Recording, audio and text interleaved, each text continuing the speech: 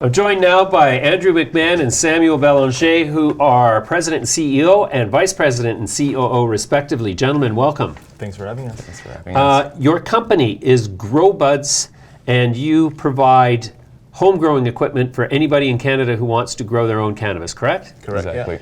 And full disclosure, I'm a client of Growbuds, and this is why the guys are here, is because I'm very pleased with the gear that I've been given. It has produced a lot of the comedy that has gone on here indirectly, because sometimes we smoke it before we start the show. But okay, so you guys, I mean, in Canada you can grow in 4 plants, Yep. and so you have in your website, I've noticed that you've got very specific. In fact, the reason I came to you guys in the first place was because I first started with a company that was associated with Aurora Cannabis. Okay. And I said, I want my 4-pot system, and because it's legal, blah, blah, blah. And the guy immediately starts trying to sell me a 10-pot system. And I'm like, why are you trying to sell me a 10-pot system? I live in Canada. Yeah. I have this show. It's not like I can bend the rules at all. I have like a big microscope up my ass all the time. So I want 4 pots. No, he wants to sell me this. I'm like, okay, you've lost my business. And that's how I came across you guys. So how many, like what kind of volume are you guys doing now? What portion of Canada is growing weed at home?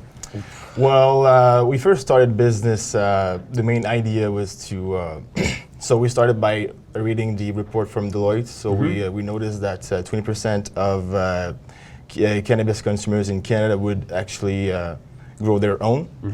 Like Only 20%? 20% of the daily smokers in Canada. We'll consider, growing their own cannabis. So. Okay. So that's why we got the idea to actually start this way, because we didn't want to enter a segment of the market where there was a lot of competition. So that's why we chose home growing. And okay.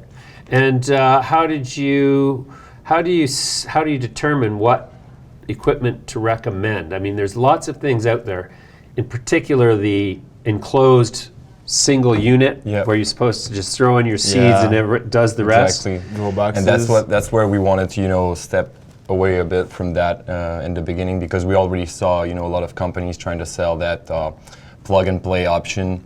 However, cultivating cannabis is a bit more complicated than just plugging a button. You have a lot of variables you want to take into account when you start doing this. So what we basically did is we partner up with experts in the matter, and we started designing these kits that, like the one you bought, and having, these different options that we could offer to clients. So they're directly on the website, so you can choose from, low-end lights, from high-end lights, and, low-end tents, and all that, major variables. You can just choose from there what you want to go with, depending on your budget, depending on what you're looking for, because there are so many things.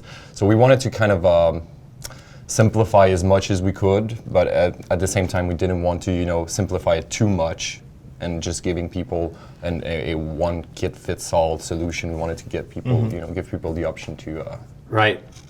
Growing cannabis, I mean, for somebody who's never done it, and this is the main thing I want people to understand, is that while it is a little bit more complicated than buying a single standalone system and expecting to get a great result, you can throw seeds in a flower pot and water it and you'll get cannabis. Yep. But if you want those big fat terpene and THC rich colas, then you have to take a little bit more care, and you have to have take some time to understand the plant and what it wants. Yeah.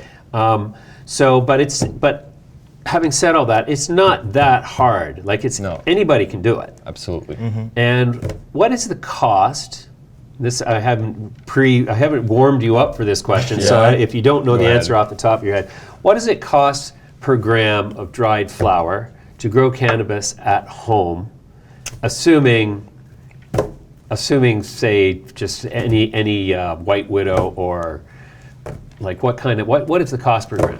So the yield will always depend, like Sam said, it will depend on the light that you choose, the grow environment. There's a lot of variables to take into consideration. So let's take the initial cost of the setup. Like for example, for 4-plant system, it starts at like $1,200 with this setup. you can grow like for years and stuff. And so the average yield, like I said, it always depends. But for the average yield for plants, like we've actually made an experiment, just because a lot of people are actually asking this question, and the answer is always different. It will depend on the strain you're growing. It will depend on the experience you have as a grower. It will depend on many different variables. But we did a kind of an experiment to have a rule of thumb to give people, and we grew 4 Blue Dream plants and in a $2,400 setup. So we had like a great LED, we had a great medium, great nutrients, all that stuff, and we were able to yield 750 grams in that tent. In one crop. On one crop. So Blue Dream is like a 10-week flower, somewhere around that. 6-week veg, 8-week veg. We actually ended up, it took 4 months in total to get to the final yield. But after 4 months, we had like 750 grams, and it costed $2,400. So already there, it's $3 and something for the first grow. But then you sell the system. Right. So if you were to amortize the cost of the 10 over 10 years, then it's $204 per year. 750 grams then becomes like 1/10 of that, 30 cents per. Exactly.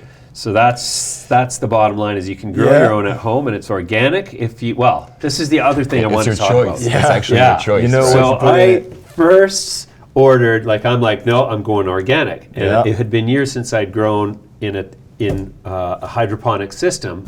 And once I started to get, rotting nutrient solution and going oh, yeah, that's right. That's why you don't grow organically, because it grows algae and other pathogens way too quickly. It's too organic. So then by switching to the mineral-based nutrient system, you're not actually sacrificing, you're not using chemicals per se, you're just using salts derived from minerals that don't qualify as organic according to the rules, but it's still more or less organic. So like some people, they want to go the organic way, like 100%, and they're doing great. Some people are just, they develop their skills accordingly, and they have great results with this. But like you said, it can get a bit complicated sometimes dealing with all these organic factors. So mineral based is not necessarily chemical.